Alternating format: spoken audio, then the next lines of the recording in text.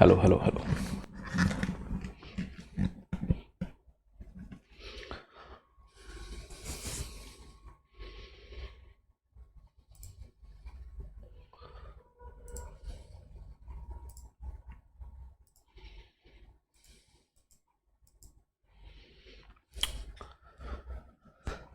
Good afternoon, everyone. I hope I'm audible and visible. Sorry for the delay. There was a internet related issue at my place, so I had to sort out that first. So let's start with where we finished yesterday. Oh yes, good afternoon. Okay.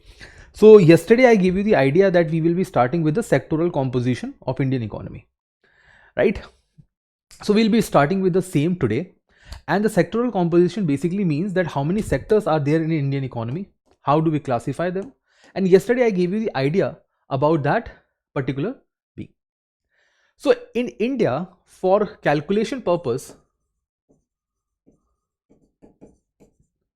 and one more thing, I have done something with the voice as well. I think today you can hear me loud, right? Yesterday and day before yesterday we had a problem. There was some technical error with respect to the mic and the recorder, the amplifier or whatever this is. I've tried to sort that out, and today you will have a bit louder voice. Okay, so for calculation purpose, yesterday I gave you this idea. For calculation purpose, in India we used three. That India is divided into agriculture, industry, and services. Now, what do I mean by calculation purpose? By calculation purpose, I mean one thing, and that is for GDP. GDP, economic survey, data collection, right? For all these reasons, we have three purpose. Now, in this case, the easier point is, for this case, you will find all the data. I'll give you all the data with respect to this three segments in economic survey, right? There are many organizations like Ministry of Statistics and Program Implementation, which is known as MOSPI. Then we have RBI collecting the data. Then we have NSS or NSSO, National Sample Survey Organizations, Central Statistical Organization. There are multiple agencies which collect data, and the same data is being used by economic survey, GDP calculations, right? Ministry of Finance, they have various agencies for collecting data, but we will come across that later on. For the other purposes, that is for understanding how the India's structure looks like, we have comparisons. For instance, we have comparisons like activity based. Yesterday I gave you activity based, primary activity, tertiary activity, right? And all those, organized, unorganized, formal, informal, and all those things. When it comes to organized and unorganized, this is based on sector.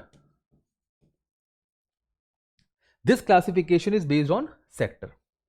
But when we talk about formal and informal, this is not a sector. It is a classification of job profile. It is a classification of job profile. So this is how I wanted to start. Now, yesterday I gave you that they can be mix and match, right? You can have multiple combinations, permutations, combinations, which can prove that a person can be formal yet unorganized, informal yet organized, right? So you can have organized, formal, the best one, organized sector, formal job, best one. Then you can have organized sector but informal. You can have that. You can have unorganized sector and formal. Very rare, right? You have a very less in that case. Unorganized and informal, the highest share. Unorganized and informal is the highest share. And yesterday I gave you the example. A person can fall under any of these four categories. What is a kind of a sector and what is a kind of a job? But before that, let's start with, so as I gave you the context yesterday, guys, ki bhai dekho, India's sector is divided into based on the activity, primary, secondary, tertiary, right? quaternary and quinary. Now quaternary comes from the quart, that is fourth, right? And quinary is the fifth one. You can, I mean, in the future you can have many others, new kind of job and others things. For example, you know about gig economy or gig economy, whatever you call it as, right? Gig economy or gig economy. You may have heard about people who are freelancers. Who are they? Are they regularly employed? The answer is no. Are they contractual employed? May or may not be. Right? Are they the people who get a regular salary? No.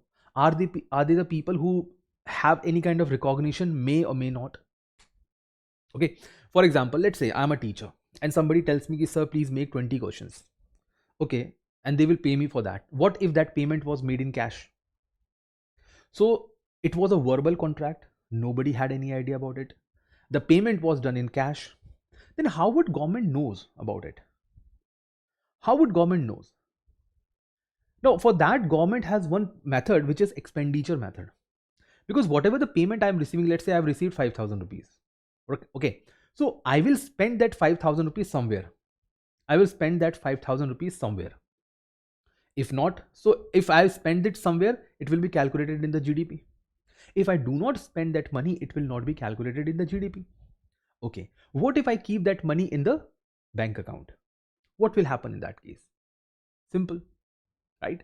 In that case, it will be considered as a part of an investment. Okay. Let's say I have started a fixed deposit of 5,000 rupees. So it will be considered as an investment. And the moment it enter into the banking sector, it becomes organized money. Okay. It's not a black money anymore. So the point is, government has multiple ways. The money which is not calculated for your GDP and other thing is especially cash, especially not registered anywhere, not spent anywhere.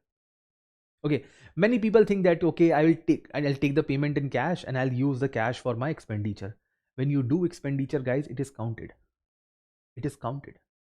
You cannot say, I will have 1 lakh rupee in cash and I will go to a shop and I will purchase an iPhone, and government will never know that. Government will know it. Whether you purchase it by your name or any other's name, something has been sold off, so it will be calculated in the GDP. And the rest of the duty is from the income tax department. So they will take care about that. No issue. So this is what I wanted to explain. Now let's start with a formal discussion of what these sectors are. The first one is primary sector. Okay. The screen has been shared with you. Okay. But if you're watching this in the recorded session later on, obviously you will not have the shared screen. So I'll be just moving left and right to show you all the dimensions. The first sector is primary sector. This is based on the activity. Sectors of Indian economy based on activity. Which activity you are doing. Primary sector is the one where you have direct utilization of natural resources. Direct utilization of the natural resources is, it means direct interaction with the Mother Earth. Farming, timber, fishing, animal husbandry. In animal husbandry, you are interacting with the animal directly. Fishing, you are capturing the natural resources, guys. It's natural resources. Forest, agriculture, right? Are you dealing with machines? For machines? No. Are you transforming anything? No. Who is the producer of this? Nature, not you. Let me give you the differentiation between primary and secondary. Okay. There's a forest. Who created forest? Come on. Who created forest? God? Bhagwan? Ishwar? So it was created by God. Okay. Please understand, right? Created by.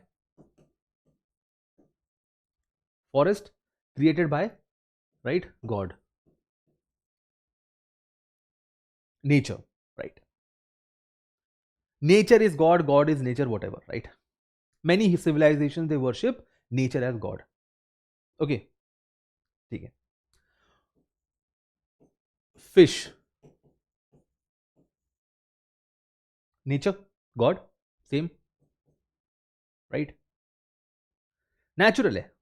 They are given by nature. Okay, car, God. God is not interested in driving, right? So human. Now you'll say, sir, the forest, sir, this crops. Let's say crops.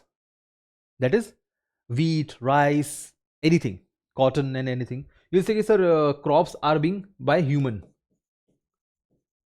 The answer is no. Crop grows because of the nature. Crop grow because of the nature. What is the raw material for growing a crop? What is the raw material? Let's say, what is the raw material to grow a crop? Let's say wheat. Wheat. What is the raw material? Seed. Seed is your raw material. Is the seed natural? Yes.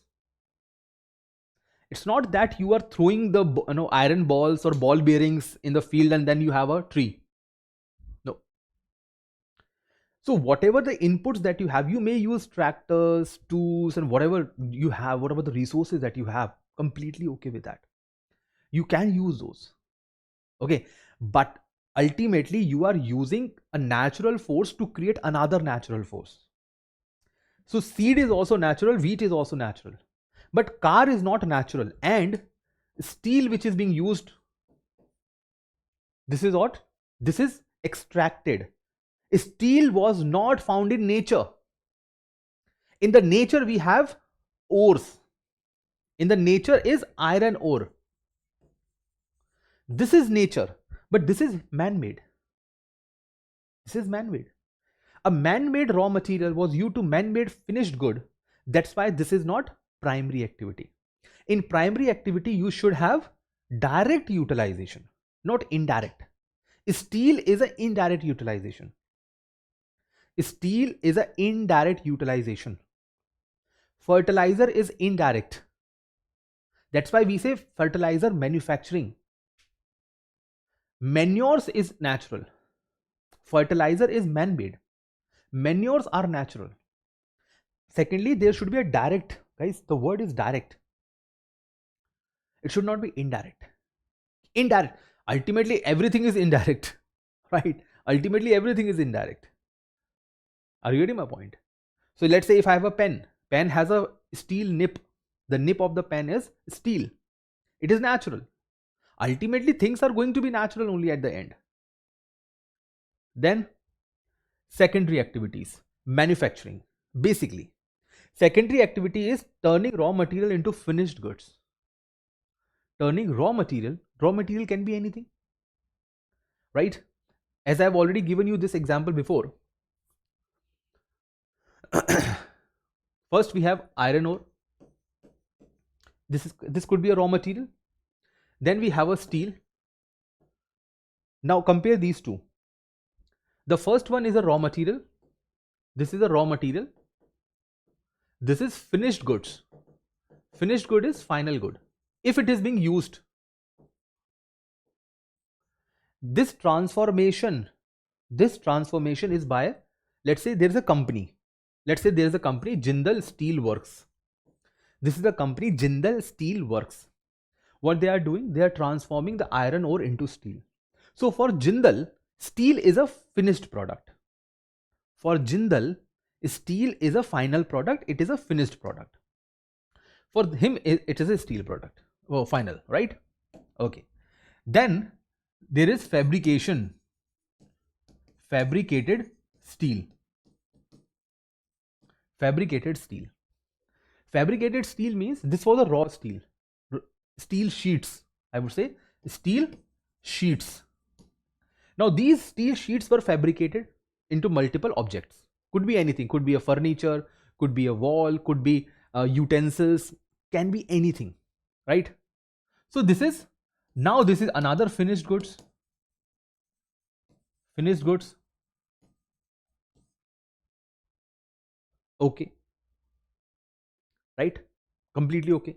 Let's say this fabricated steel is done by Bosch. Clear? It's a company. Now this fabricated steel is further used by somebody else to manufacture a car. To manufacture a car. Now the one who is making the car, for him, all these were raw material. Are you getting my point? For him, fabricated steel is a raw material. So guys, what is a raw material? What is a finished good? It depends on who is using it and for what purpose. So for Jindal Steel Work, steel was a final product, finished product. It is finished for him, final product. So he does not care what will happen to this steel after that. Okay. For this Bosch company, right, let's say this fabricated steel is their input. Sorry, this steel was their input and this was their output. For a car company, this fabricated steel is an input and their output is car. But do you think it is final? Now it is final? Final good? Is it a final good? Or can it be an intermediate good? Intermediate means which can further be produced. It's not. This car can be used as a cab. If somebody is using car as a cab, this car will become intermediate good. Right? This car will be called as something which is used to produce further goods and services. So this cab is using car as their service providing input in their business.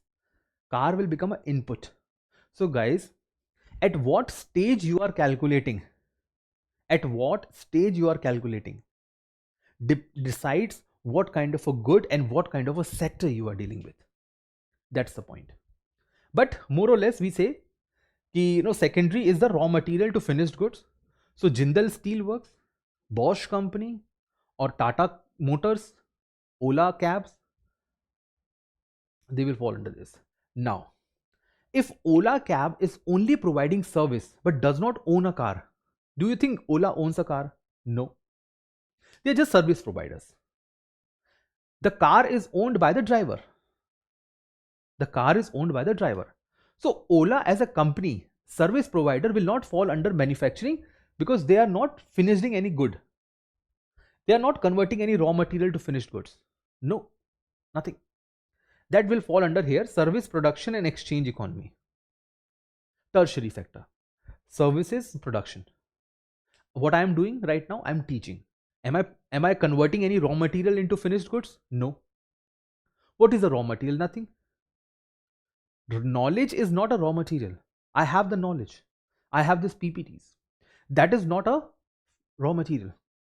I am providing a service. Okay, so I will fall under this category. What is exchange economy? Like trade.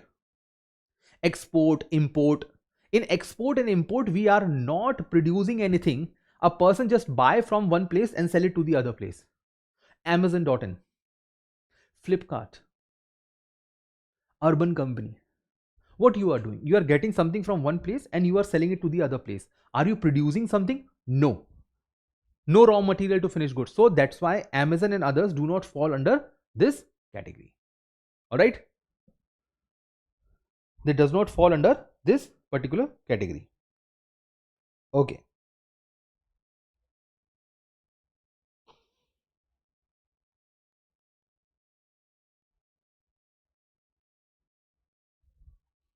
Then comes the quaternary. Quaternary is the one where research and development is done. Research and development. And yesterday I gave you the example. If as a teacher I am providing you, I am taking this class, you will get a note, you will get this. So I will fall under service sector. But if I am doing some research and work, so while I was making these PPTs, I was researching these images. At that point of time, I belong to the quaternary sector. But I am doing a mix and match work.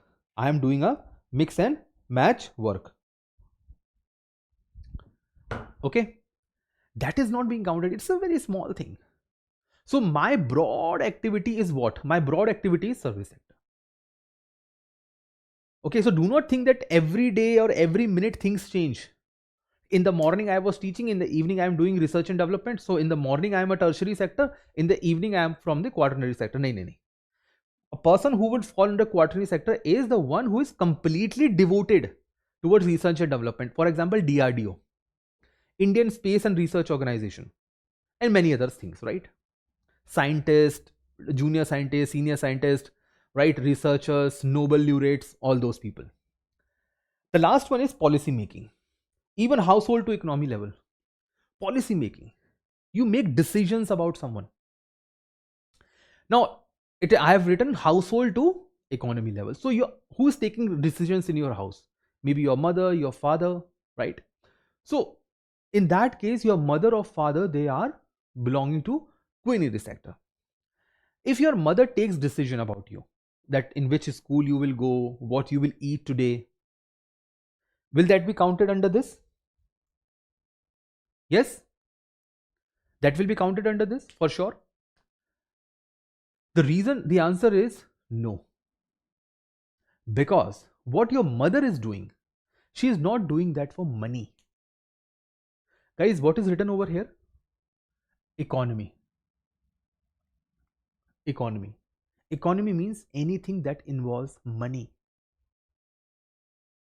Anything that involves money. Okay. Yesterday also I gave you the idea. Let's talk about this sector. Somebody came, helped his friend on an agricultural field. Will that be counted? No. Anyone who is teaching for free, giving charity, working for NGO, will be counted? No. Mother, father, doing some kind of policy making, decision making in their households for free, will that be counted? No. All these activities will be counted for the economic development only if they generate some kind of economic benefits, some kind of income. Otherwise that will not be counted. Okay. Now if UPSC asks anything, let's say UPSC give you a question, which of the following belongs to the agriculture primary activity in India? Which of the following is a primary activity in India? Okay. And let's say the options are like this: farmer on the agriculture field, NGO, right, in a charity event, or tractor manufacturing, right? Now the moment a person will hear tractor manufacturing, he will think, oh, tractor is being used in agriculture, it should be primary. No, tractor is a vehicle. It belongs to the manufacturing sector. UPSC asked a question like this very recently. Sometimes UPSC targets basics also. Moving ahead, types of jobs, collared jobs. I'm giving you 6 of them, right? So these are 6 of them. The first one is, of course, the blue collar job, blue collar, agriculture or industrial work. Blue collar. See, these collars come from Western world. In the Western world, every person had their specific collars, uniforms. Blue collar, agriculture or industrial worker. Red collar, okay, he is not wearing a red collar, so let me just make a red collar for Modi ji, right? Okay, now he looks better. Okay, better. Good. चलो जी, he'll be happy, right? अच्छे दिन आ गए हैं. Done. Who is the red collar? Government. If you become an IAS officer, which I wish you all should become an IAS officer or whatever job you are aspiring for, you will definitely be called as a red collar worker. What is white collar? Right? Yes, these are the white collar people. White collar people does not mean con, right, or scamster. White collar people basically means working in the knowledge. So he's working in a knowledge sector. He's providing knowledge to the people. Okay, Just a fun. It is just for the fun. Pink collar jobs. What are pink collar jobs? Pink collar jobs are the ones where you are involved in health or education sector. They are also known as care jobs. Care, right? It is also part of care. Green collar jobs. Obviously, green means environment, environmentalist. So she is Medha Patkar. All of you know that. Gold collar jobs. High skilled, high paid professionals. Highly skilled, high grade professionals like top doctors, top chartered accountant, top engineers, top investors, right? Can be anyone, but he must be very, very highly skilled, very high skilled. Okay, where do I fall in place? I fall in place in these two categories. The first one is I'm a pink collar job, so I'm working in the education sector. I'm also an assistant professor because I've been doing PhD. I have done many for the 12 years I've been studying, so I will fall under gold collar also. I'm skilled in economics. Okay, I'm skilled in economics, and I will fall over here. A person may fall under multiple categories. What if there is a person who has a PhD in environmental studies? In that environmental studies, he will fall under gold collar job also and green collar job also. Okay, this is how it is. A doctor will fall under health, pink collar also, and gold collar also. Now this is the status of India's GDP, right, as for the three sectors. So I told you that when it comes to the measurement, right, this is the status. In primary sector, it accounts for 17 to 20% of India's GDP. That is agriculture, allied services and all others, they fall under 17 to 20% of GDP. If India is earning 100 rupees, 17 to 20% is coming from here. Food grain contribute the highest value, obviously. I mean, in the entire primary sector, you have fishing, you have agriculture, you have forestry, you have many other things. Obviously, the food grain would be the largest share. Highest labor force and the workforce. I'll explain you what is the difference between this. Chalo, let me explain that. You give me the idea. What is labor force and what is workforce? Please tell me the difference. It's very easy. It's literally very easy. The name itself talks about. And if you do not understand economics in the easier term, it's better not to understand. Okay, let's not make life complex. It is already a lot complex. Let's keep it simple. Involvement of intellect. No, nothing like this. Nothing like this. No intellect, no nothing. Tell me.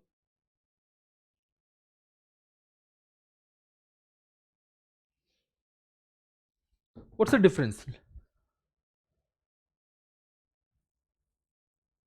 Labor available for work and workforce.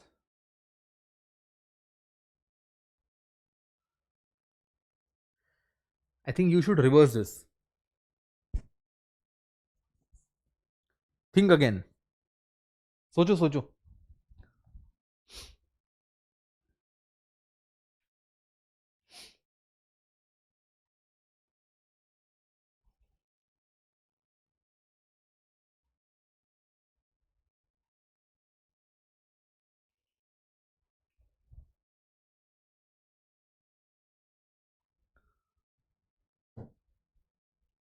Based on the number of people involved. नहीं.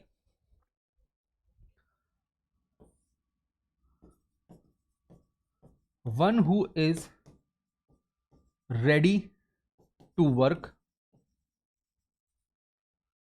is a labor. So he is part of labor force. Ready to work. You are and I. We both are labor force.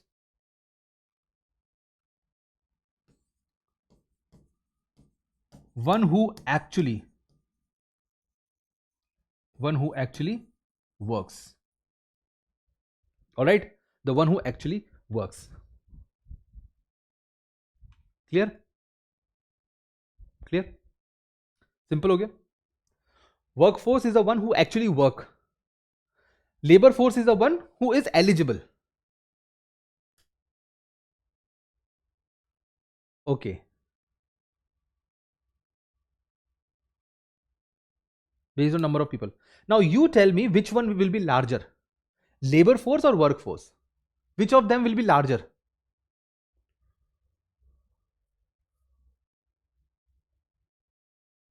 Obviously labor force. Obviously labor force, because it includes workforce plus the one who was not working. So this includes you and me. I am working, you may not be working, you are preparing. Few years back I was like you. I took a leave from my job. I was preparing thoroughly for this examination. So I was also not working, but I was eligible to be a labor. Right? Here, only me. This is only me. Right now I am working. Maybe some of you are working. So don't take me otherwise कि sir ये क्या कर रहे हो आप? We are also working. Maybe. There are many students who work and study together. But I'm talking about a general rule. I'm talking about a general rule. Okay. Now in this case, obviously workforce is lesser than the labor force. The difference between the two is unemployment. Is that? The difference between the two should be unemployment? Right? No. No. Are you unemployed right now? No. That is not a concern for Government of India. Government of India, I'll come to this in the unemployment section. देखो, labor force, right? Let's say there is 100 people. There are 100 people who are eligible to be a worker. Eligible to be a worker.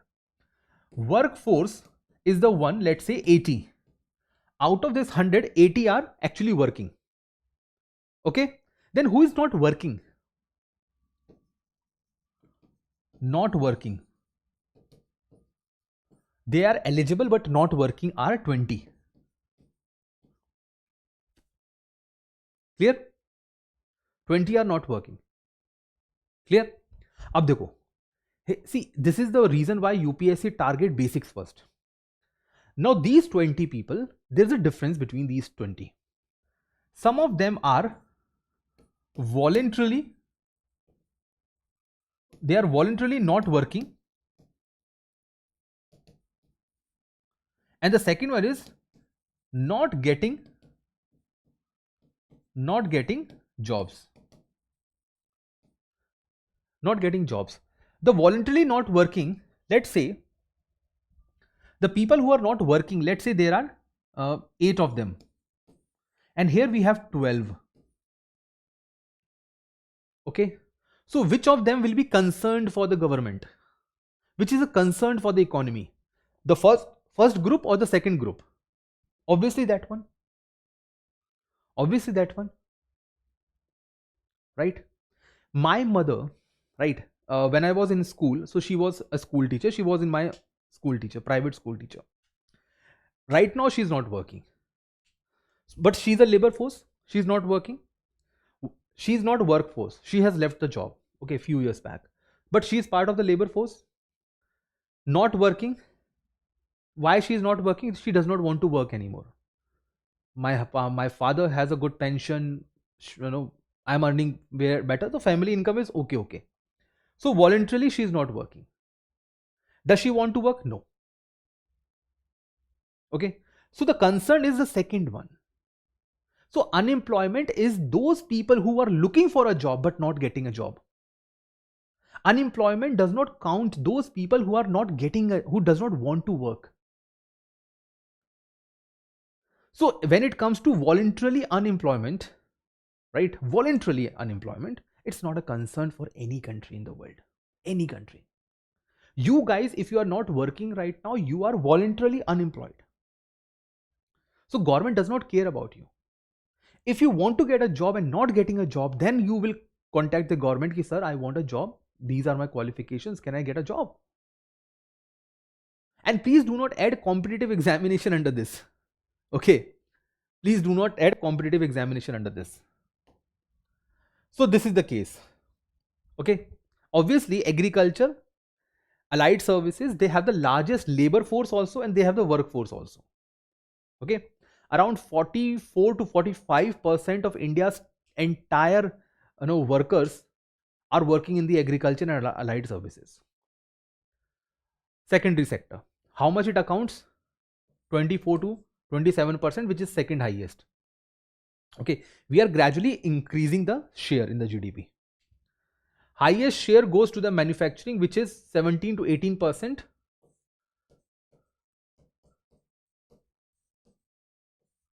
13 to 14%. On an average, for many years, it remained around 17 to 18%. But after COVID, it has come down to 13 to 14% in the GDP. Okay. Then the lowest labor force and workforce. Lowest labor force and workforce. The smallest number of workers are in the secondary sector, but they are producing a decent income. It means what? It means, again I am repeating it. Okay, chalo, first, let's go to first. Largest number of laborers producing lowest income. It means what? The per capita income is less. Per capita means per person income is less. Okay. Here in the second category, you have the lowest labor force. That is the smallest section of the Indian society is working in the secondary sector, but they are producing around 1/4 of the GDP. So their income is fairly good. Income is fairly good. Then comes the third one. Largest share in the GDP. So it produces more than half of India's GDP. Highest share goes to the financial real estate, I mean within the service sector or tertiary sector, and the professional services, including me. Okay. When you clear the civil service, you will also be part of the tertiary sector only. Okay. Financial service, real estate and professional services accounts the highest share in terms of their contribution to GDP. Obviously, professionals. Engineers in the room? Anyone? Engineer in my class? Okay, Abhinav, you are. So you belong to what? Professional. I'm an assistant professor. I belongs to what? Professional.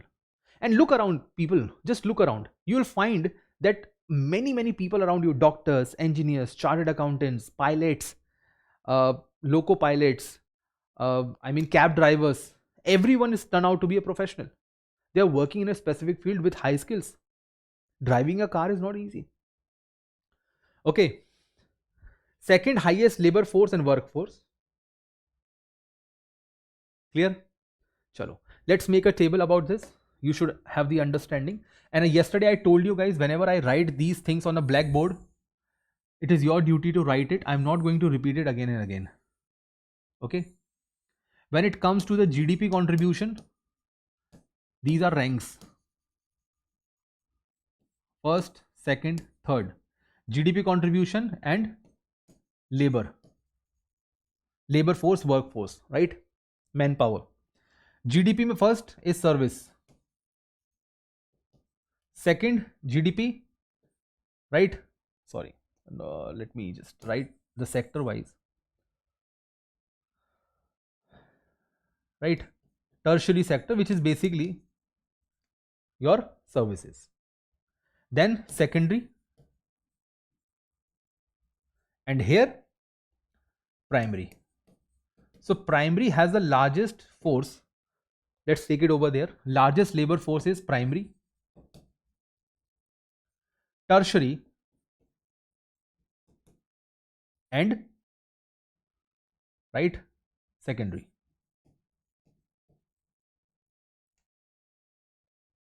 Tertiary and secondary. Clear, everyone? This is the rank. Okay, moving ahead. So I just wanted to share over this. Mining and quarrying have the lowest share in India's GDP. I'll show you this with data, so don't worry. Sectors on work condition, these are two types: organized, unorganized. She's working in the unorganized sector. Sorry, unorganized and organized. She's working in an unorganized sector. She's a vegetable vendor. He is working in an organized sector. There may be a case where she's earning more than him. ऐसा होता है. It happens. Don't think that unorganized sector, if you are in the unorganized sector, you will earn less. No. No. A security guard in the ATM, right? When you go to the ATM, sometimes you find security guards sleeping around, maybe, right? Because AC hai, so it happens.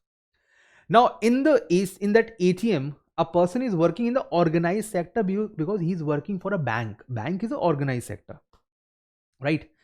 She is working in as a vegetable vendor. There are millions of vegetable vendors in India and in the world. Despite that, she is in the unorganized sector. What is the definition of unorganized sector? Simple as that. It means when there are less than 10 people, workers in any work, she is alone, unorganized, and not registered with the government. Not registered with government. Simple. Do you think she has GST license? She has license, GST, PAN card, and no, the Udhyam Aadhaar and whatever. No. Ajat, please tell me which sector she belongs to. Primary, secondary, or tertiary? Which sector she belongs to? By the way, this is AI generated. Both the images are AI generated. Gemini. Which sector she belongs to? Both of them. Tell me both of them. Which sector they belongs to? Primary, secondary, or tertiary? Hurry up, guys. Don't waste your time.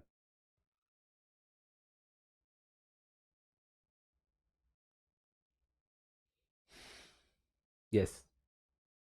They are providing service. Trade and service. Trade and service. Trade and service. Okay. Both of them are tertiary sector. They are not producing anything. He is not producing oil. She is not producing vegetables. They are just selling something. They are just selling something. Okay. So what is the definition, guys? Unorganized means there should be less than 10 workers and not registered. Okay. Now I am going to give you a list and you have to tell me which of them is not unorganized. Which of them is not unorganized? That is the one which belongs to organized sector. And just give me the numbers. Don't write full thing. Okay. Just give me the numbers. Clear?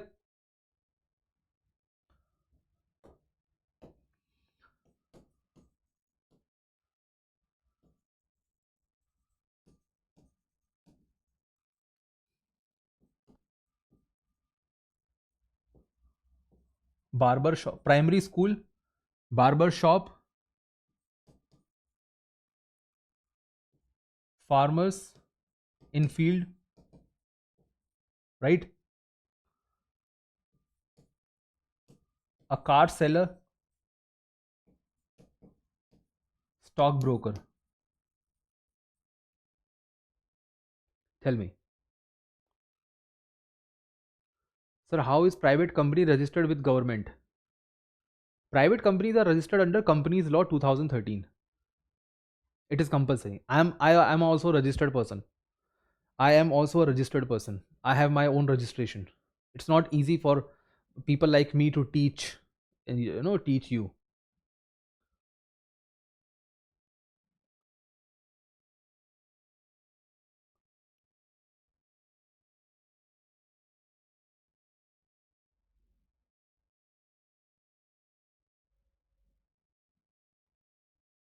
You are saying, sir, ki in a workforce, people who are working, right? People who are working or not. Agree. He said there are some people who are not working right now, right? Voluntarily they are not workers. But can they be workers? Can they be workers? That's why they are considered on the other side. There is no data available for such people. First of all, voluntarily unemployed people, there is no data for them. because they are the people who shift gradually between labor force and workforce quickly. Labor force, workforce, labor force, workforce. That's why there's a problem with respect to the gig economy. There's a gig economy point of that. Okay, I hope I have made myself clear. If you are saying ki, sir, how can we write voluntarily unemployment and a work under the workforce? Because sometimes they get work, so they will fall under there. If they will not get a work, they will fall on the other category. They will fall under the other category. Okay, but usually they are voluntarily, so we call them as a ki bhai, they are workforce, right? For a time being, they are not working on their own, but they are workforce. Okay, clear? There's a problem with those people. There's a problem. Now, if government asks you, are you a labor force or a workforce? You'll be very confused. Even government is confused in that regard. So don't worry about it, okay? 2, 3 have doubts. 1, 4, 5. 1, 4 and 5. Okay. I'm saying which of them are organized sector. Okay. There are two conditions. Right? The first one is there should be 10 plus employees, 10 or more employees, and it should be registered. It should be registered. Okay. Obviously, a primary school will fall under that category. Primary school, obviously they will have 10. I mean, which school has less than 10 people? Obviously they will have 10. And plus it is registered, it's a government organization, it's a private organization, it must have a license, something like that. Okay. Then barber shop. There may be a 1 person or 2 people. It may be registered. A barber shop may be registered, but it may not have more than 10 people. So there are doubts on that. So there is a more or less in and out, both kind of conditions are there. Farmers in the field, obviously not. Obviously not. Doing farming does not require any kind of registration, and obviously you will rarely find 10 plus people working on a single field until unless there is a harvesting season. Car seller, obviously. Stockbroker, he's an individual. I've never written brokers. Yes, he's registered, but he's less than 10. He's less than 10. That's why, look at this data. 99.3 workers, if there are 100 people who are working in an organized sector, 99.3 of them are informal. I'll come across that, what is informal not. The opposite is organized sector, 10 or more workers and registered. Now, let me clarify this. What is registry means? What do you mean by register? Register does not mean that you should be registered under a Companies Act. Please understand that. Registration does not mean you are registered under a Companies Act. Right? Companies Act. You can have a license, that is also registry, right? A person can be registered under, let's say, municipal corporation. They can get some license from the panchayat, right? Then they can have some license from the some, you can say, voluntary organizations which are registered by the government. Like you have Vyapar Mandals and all. Okay, let's say I want to open a shop. Okay, instead of going to a government agency, I would request my Vyapar Mandal. Vyapar Mandal is their small guilds, small organizations of the farmers, producers, shopkeepers or whatever. It's a small organization. So I will go to the office of my Vyapar Mandal and I will tell them ki, bhai, I want to join you as a businessman and I want to get a registration. So they will get it done from my side. Okay. So there are multiple things through which recognition is done. This registration is actually recognition. This is recognition. A barber shop, if there is a barber, he is sitting under a tree. Okay. Now after this class, you will see the world around. Whenever now after this today's class, when you see the world around, you will identify, oh, unorganized, organized, formal, informal, right? So a barber who is sitting under a shop, under a tree, a barber sitting under a tree, what he is one person, right? Secondly, obviously he is not registered anywhere. He does not have an establishment. Establishment basically means a shop. To have a shop, you should have a rent agreement. Rent agreement, either you purchase it. When you purchase a shop, it is automatically registered with the government.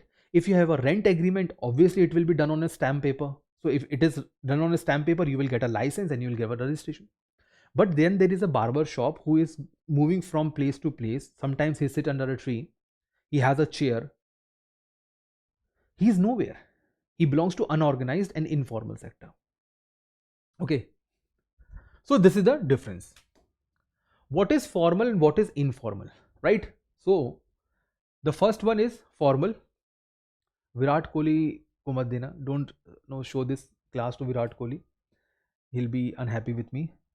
Now, the first image is AI generated. Now, why I'm telling you AI generated?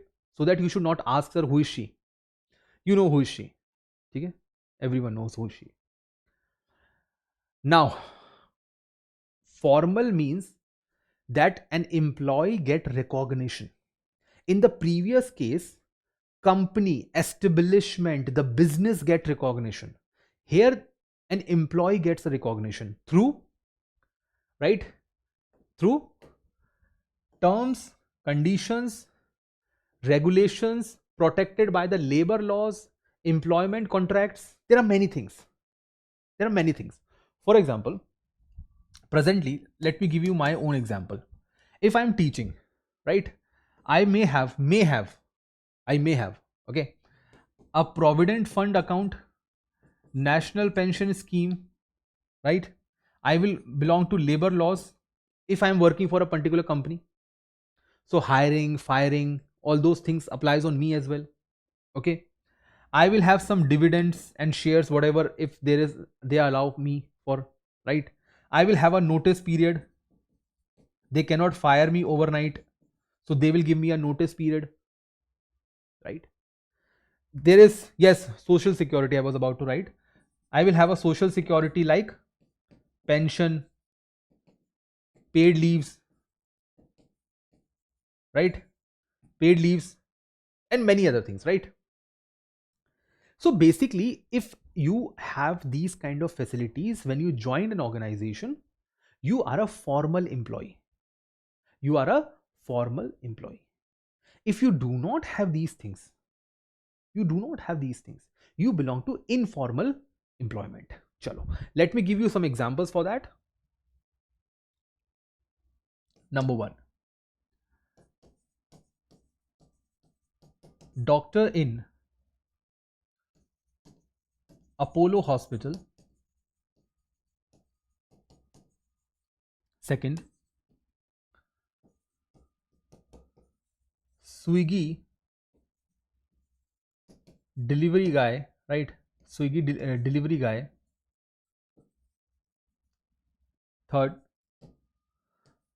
my favorite, farmers, right?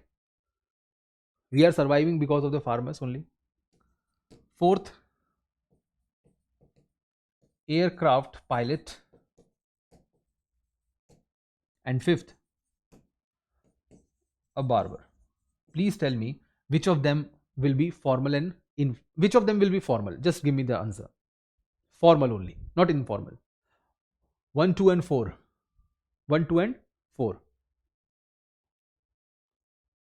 Then why the Swiggy people are demanding various rights? Why they are demanding that? Right? This is a gig economy. This is a gig economy, right? Yes. Yes. Obviously not. कहाँ होती है farmers के लिए pension? We don't have pension for farmers until unless they go for themselves for some schemes. First of all, farmers are self-employed. Most of the self-employed people belongs to informal sector. Please understand that. I am a self-employed person right now. But when I go to the university and I teach over there, I am a formal employee. But right now on this platform, I am an informal employee. Okay. So I am both formal and informal. As I told you, it changes the perspective. Similarly, Babar issue hai. Now this they are also known as freelancers or platform workers. Platform here is an application. They are working on particular application, right? Swiggy is an application. Entrepreneur is self-employed. Okay, entrepreneurs are self-employed.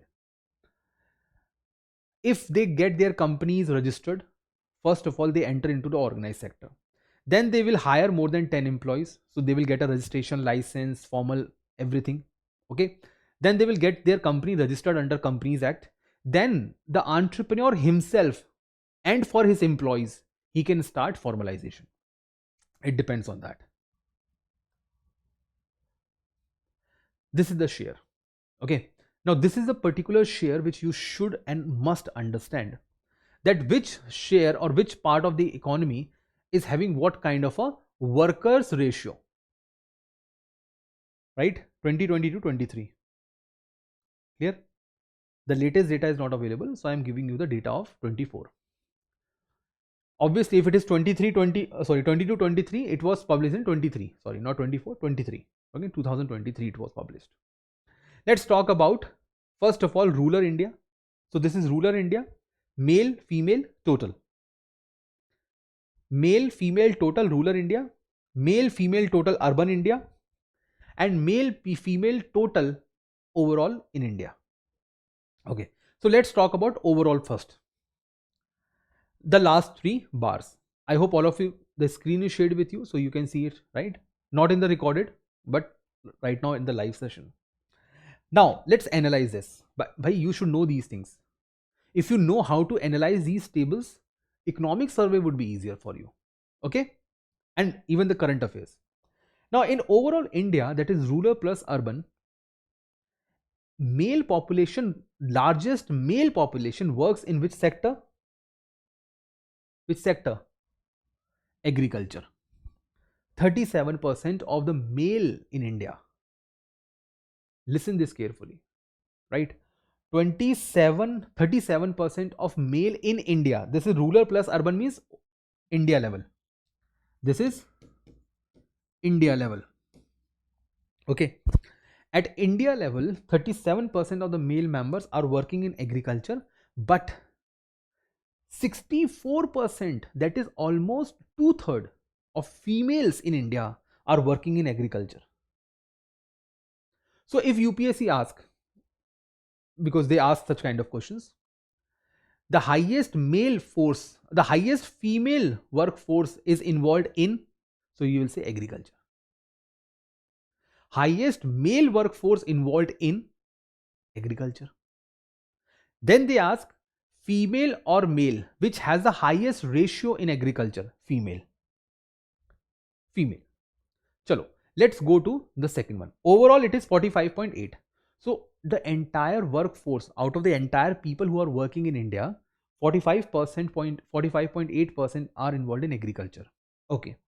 The second highest male comes in this category, that is construction. Construction. See, this is agriculture, this is construction. Second highest comes in construction. The third one is trade, hotel and restaurant, right? So trade and hotel. Look at the female ratio in construction, guys. That's why when you see construction workers, which one do you find more? Which one do you find more? Male or female? Male. Male. First of all, construction workers are mostly in the urban areas, right? Secondly, it requires, even the contractors, the engineers, they require more manpower, physically more manpower. That's why. Okay. And there are social stigma and many other things are there. After agriculture, the second highest share of female is there in other services or manufacturing. In other services or manufacturing. This is how you will analyze the thing, guys. Once you get this table, look around for urban also and this rural also. Now I am going to ask you 3 questions from this table, and please answer me, everyone right now in the class, answer me in the chat box. I'll ask 3 questions. Question number 1. Question number 1. Okay.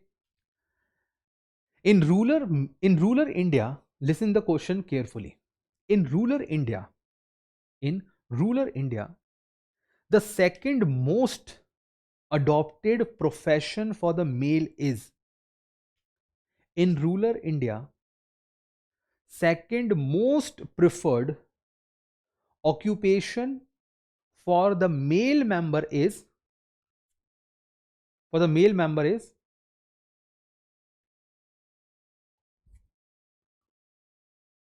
for the male member is construction. Perfect. Perfect. Second question, right? Second question. In urban India, in urban India, the most preferred female profession is, in urban India, the most preferred female profession is,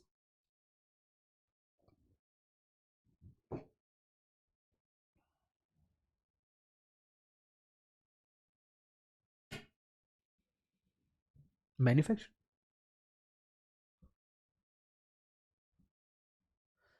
This one, guys, this one. Other services. Other services. Okay. Last one. The last question is, in urban India, in urban India, the most preferred profession is, in urban India, the most preferred, not male, not female, most preferred profession is, in rural India, you know, it is 58. In urban India, which is the one? Sir, confusion hai, right? Confusion.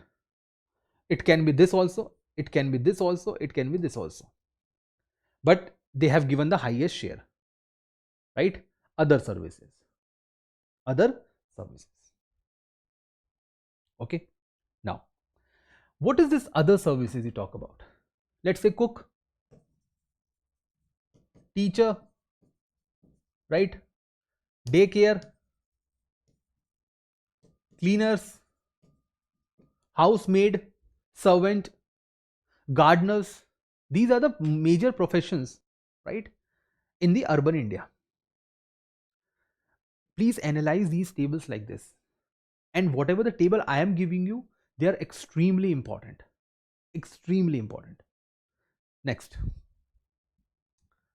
Now, this is the table which tells you that which particular sector of Indian economy contributes how much, given 23-24. Okay.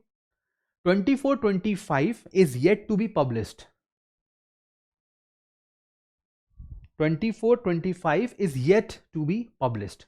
So this is the latest one. Please tell me which sector has the highest contribution in India's GDP or GVA, gross value added. What is gross value added? Don't worry about that right now. I'll come across that. Please tell me which of them, which sector has the highest share.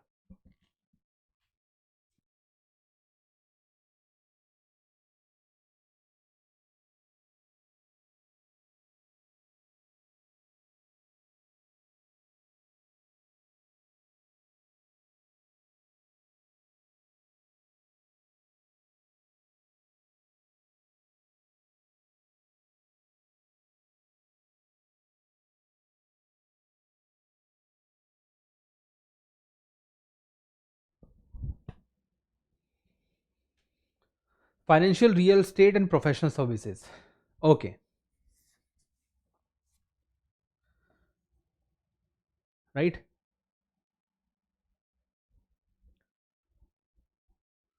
Sectoral composition. Now are you getting my point? So in India, the highest value is generated by which sector? This sector. And the lowest is by mining and quarrying. The lowest value is added by mining and quarrying, which is obviously, right? Obviously, how many mines do we have in India? Okay. So this is the thing. Highest is financial services, real estate and other professional services, which also include IT.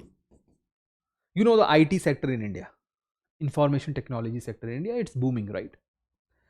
The second highest comes from agriculture, if I'm not wrong, right? Agriculture, then followed by trade, transport and others, public defense and other services.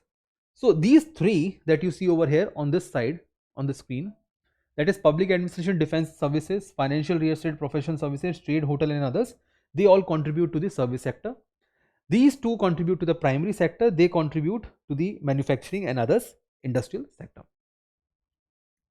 Please remember this. Dekho, what UPSC do is, they ask questions like this. Arrange the following in their share to GDP. In their share to GDP. Should we draw this? Where will you draw this?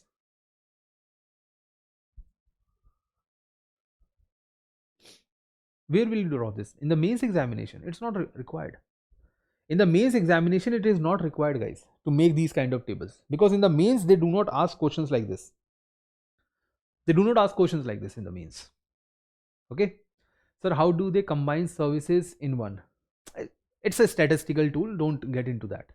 Okay, arrange the following in their share to the GDP, right? So they will give you 2-3 options and then you have to arrange them. Simple. From high to low, from low to high, whatever may be their reasons, they will ask questions like this. So for that, this table is enough. Now this is India's last 10 to 12 years of growth. Now one thing you will notice over here, that this time over here, ये दिख रहा है 2020 2021, why it is minus 5.8? COVID. Perfect. COVID. So till here we had Congress government, right?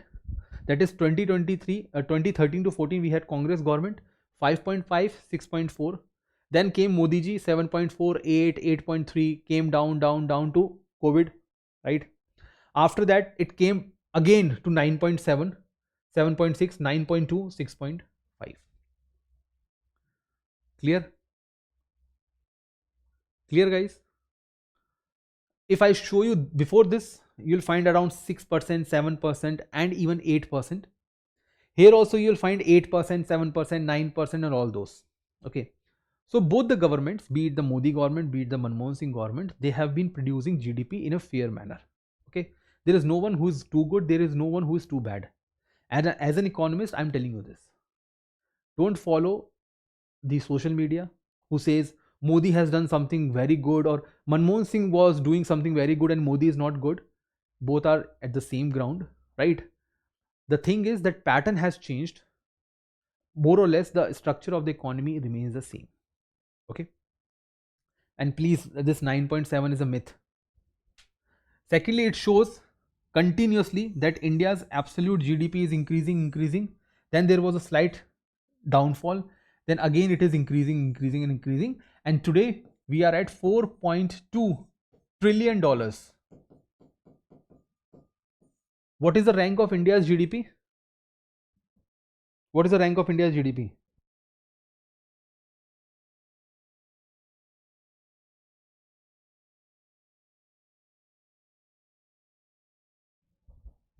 Yes, 4th.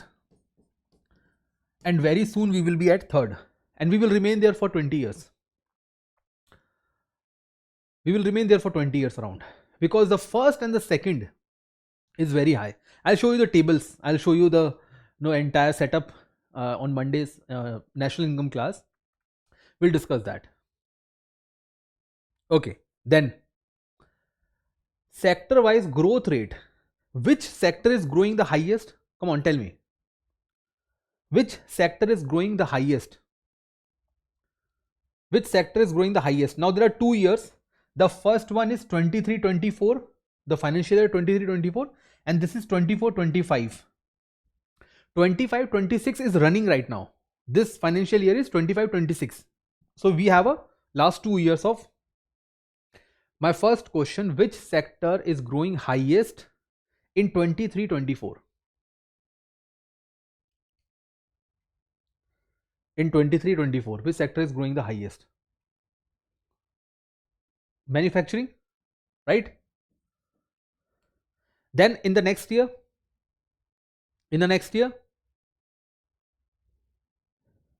construction. In the next year is construction. Clear? Clear? Thankfully, none of the sector registered a negative growth. Negative growth was there in the COVID year 2022, right? 2020 and 2021 and 2022. In these 2 years, there was some negative growth in multiple sectors. Now, which of these sectors, again a question, okay? If I explain this, you will not get it. I'm just asking you so that you will understand and learn from these tables.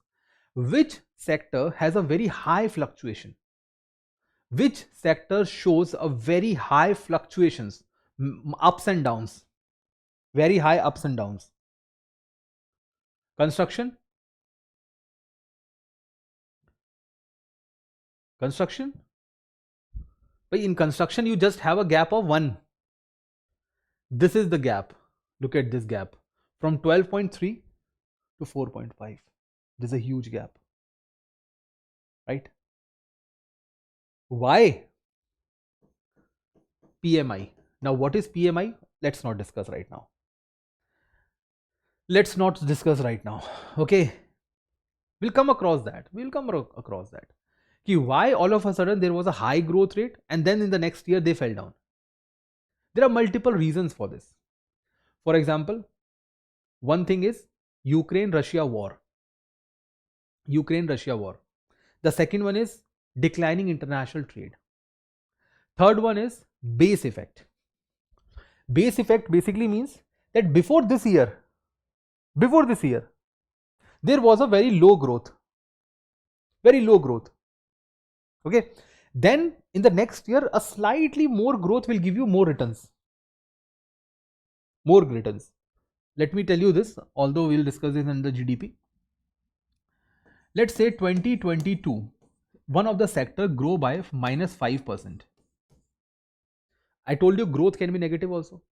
Okay. In 2022, any sector, construction, manufacturing, whatever, electricity, whatever, there was -5% growth. Okay. In 2023, it was 2%. It is 2%. Now 2% looks very small. 2% looks very small. But compare this 2 with -5. Then it looks very high. Isn't that? It looks very high. If you look only at 2023, you will say, "Arey sir, it's a very small one." It's a very small one. But when you compare these two, you'll say, "Arey sir, -5 and then 2, it's like 7% growth." It's like 7% growth. So this is the base effect. This is base year. This is a base year, previous year, base year.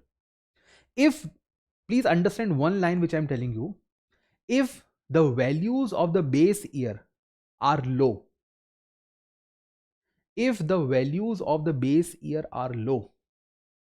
values of the current year will be high.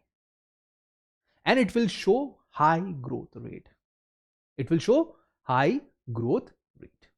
As simple as that. Moving ahead.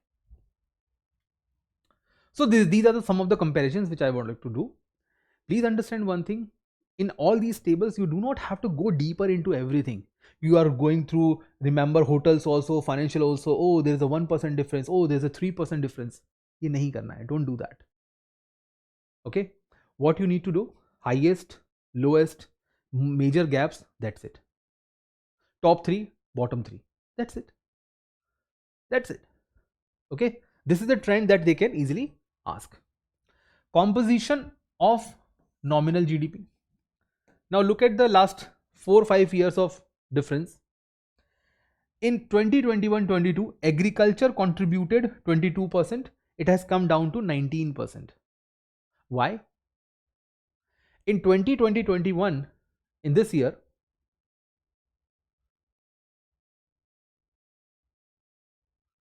this is revised estimates. You are asking what is RE and FRE. RE is revised estimates. PA is provisional estimates. In the budget, we will discuss that. Now look at this. Agriculture growth, agriculture share in the GDP. If 100 rupees is being produced in India, 52 rupees comes from service sector, 25 rupees come from manufacturing sector or industrial sector, and the last one is agriculture allied services, primary sector. Okay. Now 22 rupees is coming from here. This 22 rupees from agriculture came down to 19.7 rupees. Why? Because when there was COVID in 2021, everyone shifted to their rural India, right? Most of the laborers who are there in the urban India, they migrated to their hometown, and agriculture was the one which was the surviving activity for millions of Indians, because they were working on the agricultural field. That's why the share of agriculture plus industry and many others, most of the industries were closed down. So their share declines, their share squeezed. When we come to the latest one, provisional estimates, right? Then in the provisional estimates, 55%. So the share of service sector has increased. The share of manufacturing more or less remains the same. 25, 26, 25, 25, 25. It remains the same, right? And here comes the service sector. In last 5 years, you will notice the shift was mainly between the agriculture and the service sector. Agriculture and the service sector. What is the difference? Let's say there is a rickshaw wala, right? There's a rickshaw puller, right? He went back during COVID and became a laborer in agriculture. He went back to his village in 2020 during COVID, and he became a laborer in his village. Okay, this is service sector. Service sector or tertiary sector. From tertiary sector, he is shifting to primary sector. Now, why he is not going to a factory? He is not going to a factory because during COVID, factory was closed. During COVID, factories were closed, guys. And when factories were closed, he has no other place to live but to work over there, to the agricultural field. So they migrated to the agriculture. That's why this declines and this increased during COVID. And that is what you see in the table as well, in this particular graph as well. All right. Now, if I ask you a very basic question, which sector has the highest share in India's GDP or GVA? Sir, agriculture, sir, tertiary sector. Okay. Which sector has a consistent share in India's GDP in the last 5 years? Which sector has a consistent share in India's GDP in the last 5 years? Secondary. Perfect. Secondary has the largest share. Sorry, most consistent share. Which sector shows a rising share in India's GDP in the last 5 years? Which sector shows the rising share in India's GDP in the last 5 years? Tertiary. Because it increased from 52% to 55%. Right? But this is what UPSC asks in the prelim examination. What happened in the last 5 years? What happened in the other 5 years? What happened to this in the last 5 years? This is how they put up their questions, and this is how we have to approach. My purpose is not to make you an economist. My purpose is to teach you that which UPSC usually asks, so that you can answer in the exam, right? Look at this. Look at this. Right? Which of the following has, this is when year is written in the question. When you find this kind of year is written in the question, it means UPSC question hai. This is UPSC question, but answers are not given. That's your duty to find out the answer. Okay. Question number 12, question number 13. The answers will be given to you every week in a PDF format. Answer key. Whatever questions I show you on the screen, the answer key will be given to you in a PDF on the WhatsApp group about these answers. I'm not asking answers to you. Let's not waste your time. Okay. 2024, they ask a question on economic activity. Storage of agriculture produce, is it secondary? Dairy farm, primary? Mineral exploration, tertiary? Weaving a cloth, secondary. How many of the pair given above are collectively match? Use your common sense. And then this one, right? Share of agriculture in GDP increased enormously. Enormously. क्या बात है? ऐसा हुआ है कभी? Does it happen ever? The share of agriculture increased enormously. Eliminate one and you'll get the better answer. Okay, that's your practice. Another practice questions for you, question number 14. Okay. If you're watching the recorded one, you can pause it right now. Otherwise, today you will get it in the PDF. Question number 15. Again, clear? These are practice questions. Do it yourself. That's my motto. I will teach you, then you have to do it yourself. Okay. I'll get you the answer once in a week. You'll get the answer key and then you can recheck whether you have done it properly or not. If you find any problem in any of the question, don't hesitate to ask me. Okay, sir, why this is a particular question. Now this is related to the data that I have shown you. Question number 16, right? And this is question number 17 based on the various scholars' jobs. Okay, let's move to the next one. Can you answer these questions? So Rahul Baba is concerned and he is concerned about something. And that something is he has some questions. Can you answer his questions, queries? Right? Can you answer any of these? There are 6. There are 6 questions. Can you answer them?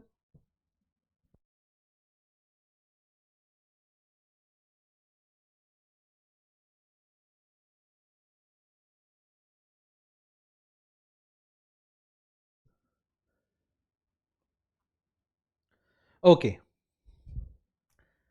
I purchased Maggie today. Does government know about it? Yes or no? Yes? Yes. But he must also feel happy, right? He has too many queries. I know my salary. But how do we know the salaries of all the Indians? Batao. How do we know the salaries of all the Indians? ITR? It is by income method of GDP calculation. Income method. Okay. If GDP is good indicator, then why do we need NDP, NNP, GNP, etc.? That's true. Very intelligent person, right? If GDP is a good indicator, then why do we need all these things? Because to have comprehensive data. Because GDP does not include the data or the income earned by Indians from outside. It does not contribute, it does not remove the depreciation from the economy. So there are multiple issues that we will highlight. Okay. I purchased a laptop in Dubai. Is it import or export? He purchased, although he was in Malaysia, but theek hai, Dubai. So he purchased a laptop in Dubai. Is it part of import or export? Come on.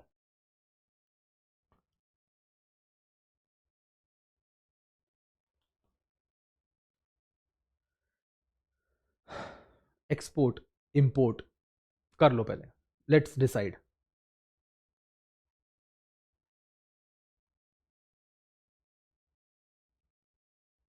Arey, for India what it is, not for Dubai. For India what it is. Yes, it's an import. For India it is an import. Because when he will purchase his laptop, okay, Let's say to have the benefit of the price, he went to Dubai and he purchased a laptop. Okay. When he purchased a laptop, he will get it to India. So something is entering into the Indian domestic territory. Hence it is known as import. My cousin works in Indian embassy in Paris. His cousin, right?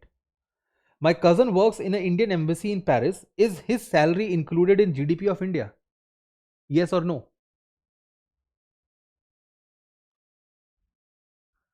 Golmaal है, right? Yes, no, yes.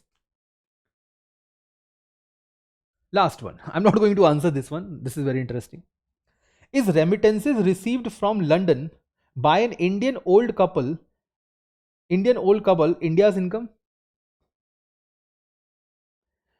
Remittances received from London by an Indian old couple India's income? Will it be contributed in India's income? Remittances. Remittances is a transfer payment.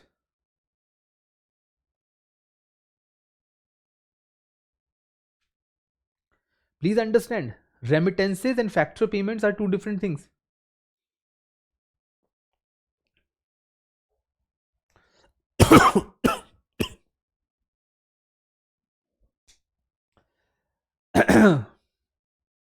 There's a reason why I've there's a reason why I've included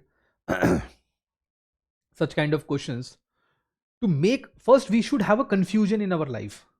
If you do not have confusion, we will never get the right answer. You are saying remittances should be included, but is remittances included in balance of payment or in GDP calculation? In GDP calculation, we have a word known as net factor income from abroad. Net factor income from abroad, right? Now, factor income is included, but remittances is transfer payment. Is it also included?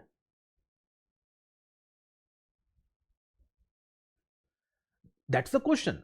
So, all these questions of Mr. Raga point out towards a topic that we are now going to start with. And that particular topic is national income, right? The topic that we will be starting now is India's national income, right? So we'll be starting with the national income of India. This is just a representative photograph, okay, just to start a topic.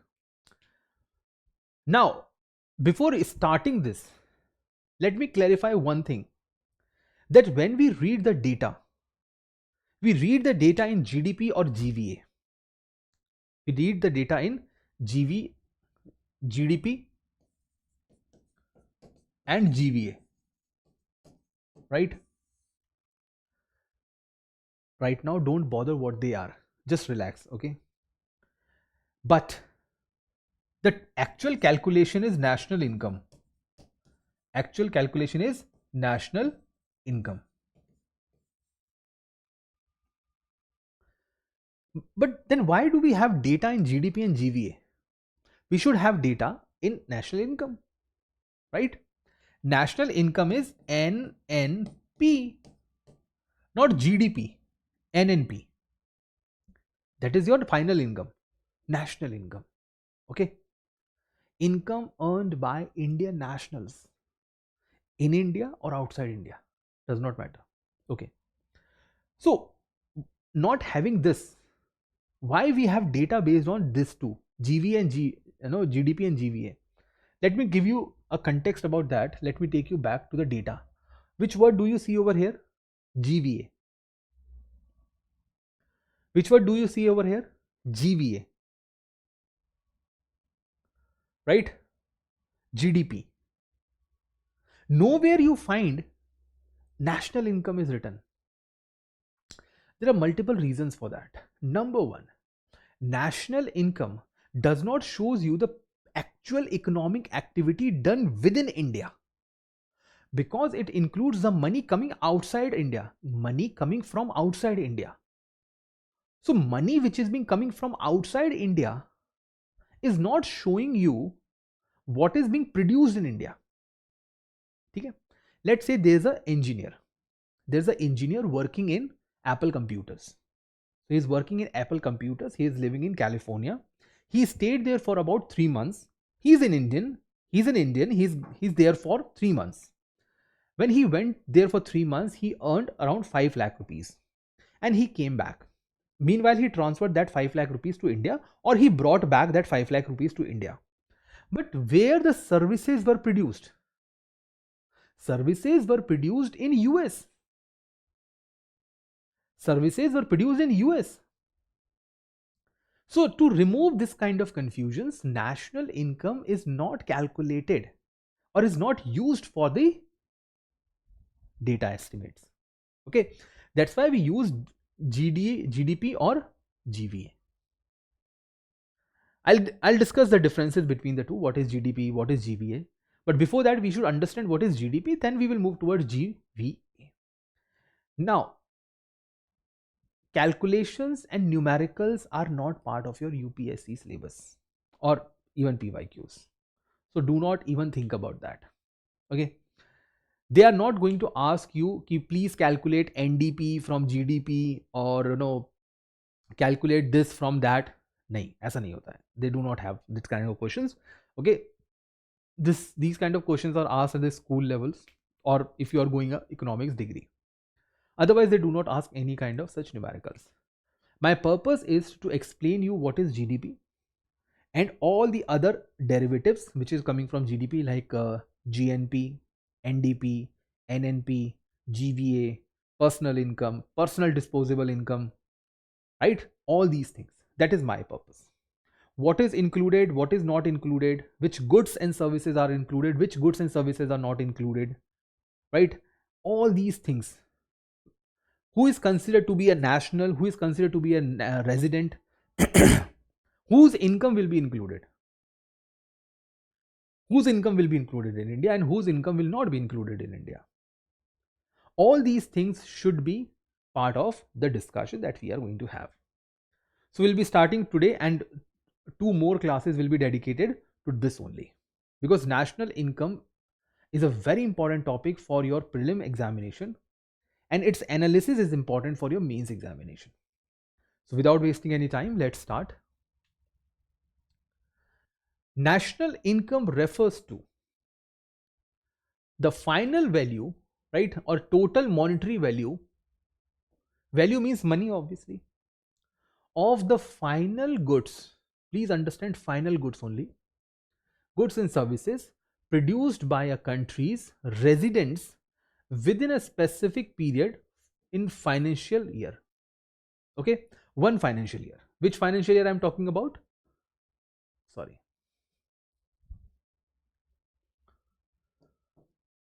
I'm talking about 1st April to 31st March, which is further divided into quarters, right? There are 4 quarters of 3 months each, quarterlies, which we call it as quarterly, half yearly. This is how it is. Which quarter is running right now? 1st, 2nd, 3rd or 4th? Which quarter is running right now? 1st, 2nd, 3rd or 4th? Second one, yes.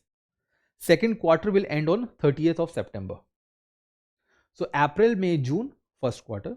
July, August, September, 2nd quarter. October, November, December, 3rd quarter. And January, February, March, 4th quarter.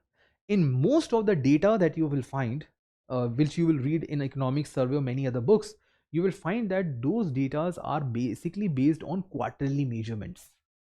Quarterly measurements, right? Okay. The basic national income is called as GDP. Basic, the lowest one. The lowest one. So how it works? So here you have GDP, right? Here you have GDP, right? Then you will have, it's an inverted pyramid, inverted, opposite pyramid, right? Then you will have NDP or whatever you calculate in the next step. In this fashion, you will keep on adding more and more and more, right? And it will keep on adding and become large and large and large. And ultimately you will have NNP. Keeps correct? You will add, subtract, add, subtract, add, subtract. That's how it is. So GDP to NNP, this is how we will be moving upward. So the basic unit of calculation of the national income would be GDP. The most inclusive method is NNP at market price. Most inclusive. Why most inclusive? Because it includes things which are outside India's domestic territory. Now, what is India's domestic territory? That is also I am going to discuss very soon. It is measured by National Statistical Organization. National Statistical Organization under Ministry of Statistics and Program Implementation.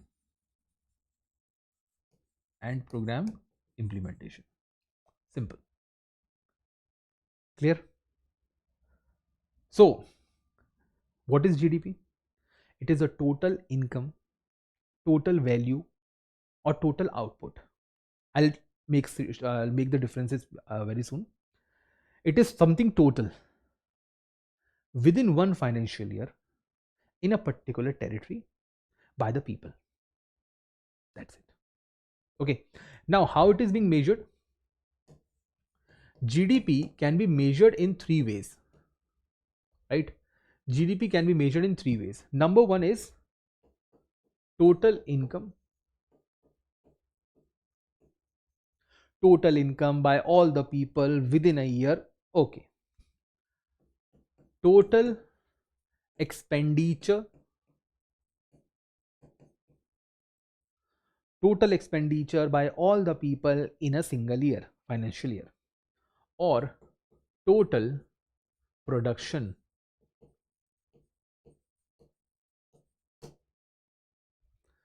To calculate this, we called as income method.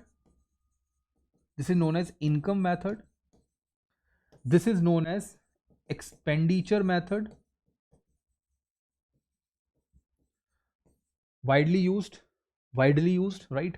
And this is known as product method. Basic NCERT. Now you can use any of these three methods, but you are not supposed to do any calculations. You are not supposed to do any calculations. For basic GDP, right? Expenditure method is the best one. For basic GDP, the foundational calculations, the expenditure method is the best one. If not, okay, then there are any other which you can use. To calculate the GVA, gross value added, product method is the best one. And to calculate the national income, NNP, net national income, that is income coming even from outside India, income method is the best one. Okay. Now you are not supposed to use these methods. You are not supposed to calculate these methods. Not even definitions are required for this.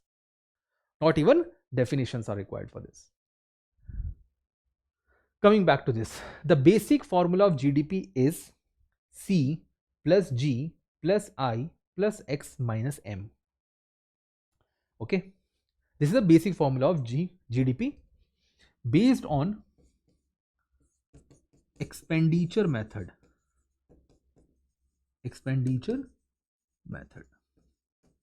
Okay.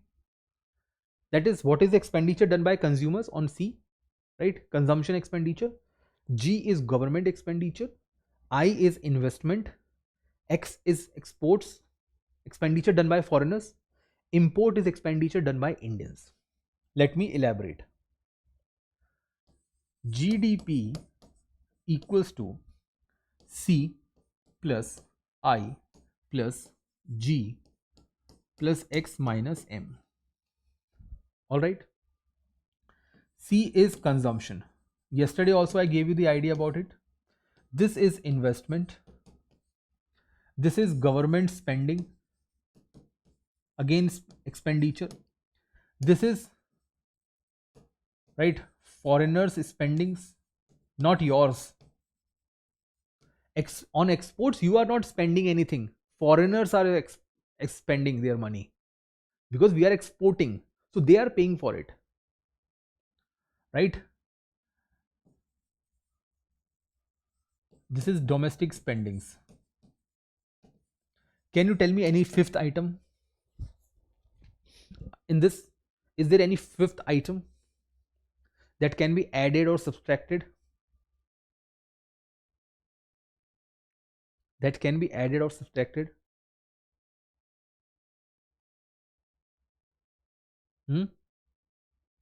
Savings.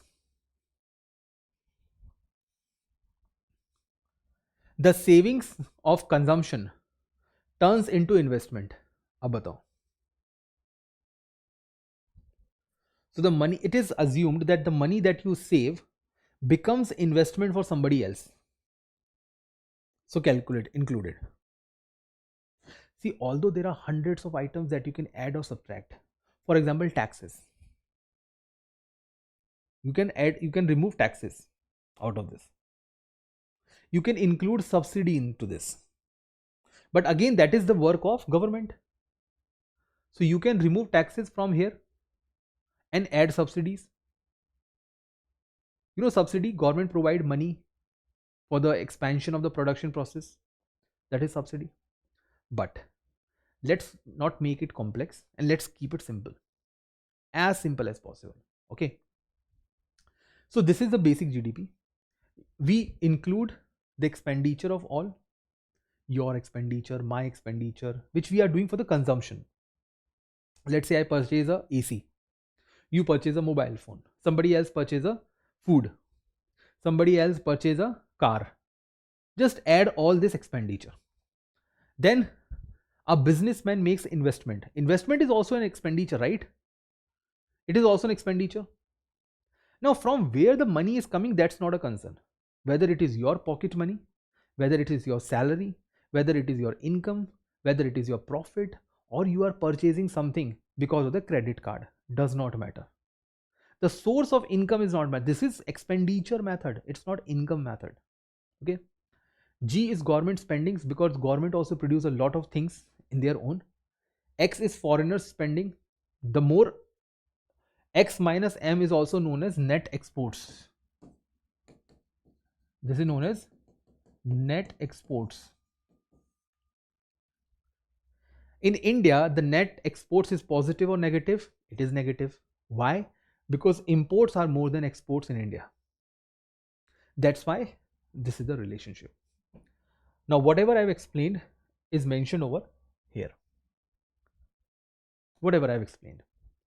Consumption is total spendings by household on goods and services for their personal use. For their personal use. Not as a intermediate good. Not as an intermediate good. Now let me differentiate between that. Car. If you have this for personal use, it will be under C. Clear? If a person has a car for cab, it will be I. Clear? Clear? If the car goes to Sri Lanka, what it is? If the same car goes to Sri Lanka from India, what it is? Right? Exports. If the same car is purchased by government for IAS officer, what is that? G. Getting my point? Easy ho gaya? Things are easy now. Life is easy. Right? Imports I am not included, because import is something which is not manufactured in India. Imports are something which is not manufactured in India. Right? We are bringing it from outside. We are spending on that. We are spending on that.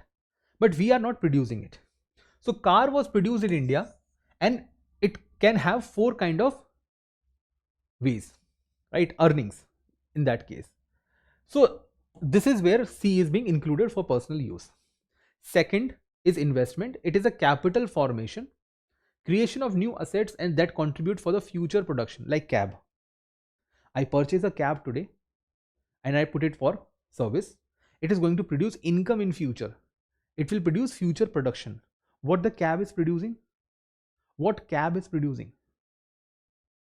What cab is producing? Services. It is producing transportation services. It is producing convenience services. Convenience, right? Government spending by government or by the public goods and services like salary, welfare programs, subsidies, transfer payment, pension is excluded, right? Transfer payments are always excluded. So if government is providing subsidy, for example, urea production. For urea production, urea is a fertilizer, if you don't know that. For urea production, government provides a kind of a subsidy, right? So that subsidy will be included. Subsidies and spending only. Welfare programs, MG Narega scheme, Pradhan Mantri Jan Dhan Yojana, Pradhan Mantri Awas Yojana, Pradhan Mantri Ye Yojana, Wo Yojana, Startup India, Sit Down India, whatever, right? All these schemes will be included over here. Public goods, railways, buses, right? Transportation. So when you travel from within a city, you travel from one place to the other, Delhi Metro, all these are the government spendings. Net exports, difference between the exports and the imports. Positive net export means benefit to the GDP. But India has a negative. India has a negative, right? Billions of dollars of negative. For two reasons. Number one, our GDP is large, right? Our GDP is large. And secondly, our demand is also large. So, and we do not produce basic items like oil. Pension, why pension is included? Why pension is a transfer payment? Abhi to bola tha transfer payments are not included. Let's go to this question. Rahul Baba. Remittances. That's why I will come to that. Why? What is transfer payment? What is remittances, pension, and others? Why they are not excluded? Or why it is excluded? I'll just give you the idea right now, because there is no economic activity done or performed. What is the economic activity performed on pension earning? Please tell me. Within that year. Within that year, what is the economic activity performed? Batao. Nothing. My father, he's a retired government officer. So my father receives pension. He receives pension. But is he working right now? Nahi. Full day, aaj tak, cricket match, aaj tak, cricket match. He's chilling because he has worked for 35 years of his life. But he presently is not working. In this financial year, he is not working, but he is getting money because of his previous savings under pension scheme. Scholarship. Under scholarship, what you have done? क्या मिला आपको? What you have done in this scholarship? Huh? A student gets scholarship. Is he providing anything to the government or to any agency? Nothing. Zero. Remittances. One person is sending money from Dubai to his family in Bihar. What that family in Bihar has done, what they have done to receive that payment? 8 hours of work? No. Any job? No. Any production of goods? No. Any production of service? No. So money received without any return. Yesterday I also told you, quid pro quo. There is nothing. It should be a bilateral transaction. Goods and services going from here and the money is going from the other side. Under transfer payments, which are also known as unilateral payment, right? Unilateral means one-sided. Money is going, but in return nothing is coming. That's why they are not included in the GDP. What is factor income? Here I will wind up the class today. The factor income includes wage, rent, interest and profit. Please remember them as RIP. What is factor income? So transfer payments will be excluded. Factor income will be included. Okay. Wage, rent, interest and profit. So as I told you that if there is an Indian engineer, he goes to US, work 3 months over there and bring back his salaries. He received a salary of 5 lakh rupees and he come back to India with that money. So this is the money which was earned. That is a wage that he is earning. Salary and the wage is the same thing. Okay. So this is factor income. Factor is what? Factor is, let me just write it over here. Who is a factor? Number one, capital.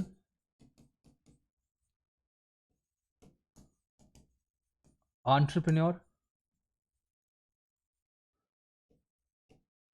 Land and labor. These are the 4 factors of production. I call them as cell. Capital, entrepreneur, land, labor. So in this category, rent is also unilateral. Kisne kaha? Who says rent is unilateral? Rent is not unilateral. I am providing a property to you. I am providing a property. A property was created. Something was created. Rent is a surplus. It is a factor in income. Okay? Clear? So capital earn profit. Sorry, capital earn interest. Right? Entrepreneur earns profit. Land earns rent. Labor earns wages. So cell earns RIP. ऐसे याद रखना. Cell earns RIP. Who am I? I am a labor under this category. Okay, I am a labor. This board which I am using is capital. If I am teaching at my own, I'll be an entrepreneur. Clear with this, guys? Okay, so that's all for today. We'll continue from here in the next class. Thank you, everyone.